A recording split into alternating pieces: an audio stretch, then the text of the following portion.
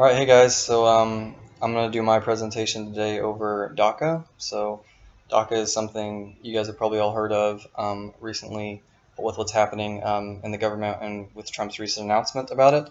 So DACA is the Deferred Action for Childhood Arrivals program. It was initiated back in 2012 by the Obama administration. Um,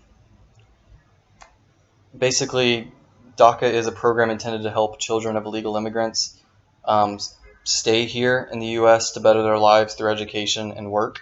It has a long history of confusing requirements, so it's very controversial because it's very confusing in nature, um, and its future is unclear, uncertain at this moment. So we're going to kind of unpack that one by one. So first off, how it came about in 2012, Obama created this. The Obama administration, they tried to create something called the Development Relief and Education for Alien Minorities Act, so DREAM Act. It failed in Congress pretty badly because it wanted to establish permanent residence for these recipients instead of just 2 years like the current DACA situation. So he came back with DACA, basically, was his compromise, his bipartisan compromise. So DACA allowed these people, known as Dreamers now, still from the DREAM Act, to get 2 years of residency by paying and following the requirements. So who are the Dreamers? The Dreamers, there's about 800,000 of them that have enrolled since 2012.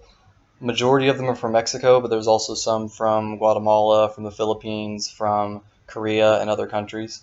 They're primarily in California and Texas, but there's also some actually in Oklahoma. There's about 7,000 in Oklahoma currently. And they're mainly about 20 to 25 years old. And 50% of them came here actually before their 6th birthday. So they are old right now, but they were very young when they came here. This is the only country they know. So how did they become that way? How did they get DACA? So there are DACA requirements. They're sort of difficult. You have to have a high school diploma or a GED to get it, first off, at all. So you have to be somewhat educated, a baseline education. You cannot have any felonies or significant misdemeanors on your record at all, so no criminal record. Significant misdemeanors, even a DUI. You can't even have a single DUI, or you wouldn't be able to get DACA. So they have to say they have a criminal record is false. They do not. They had to arrive here before their 16th birthday, or at least be under the age of 31 before June 15th, 2012.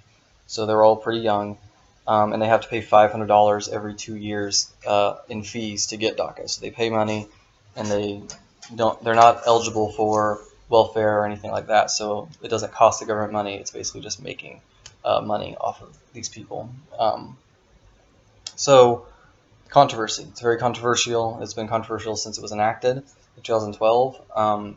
People say it's unconstitutional. It's its main argument against it.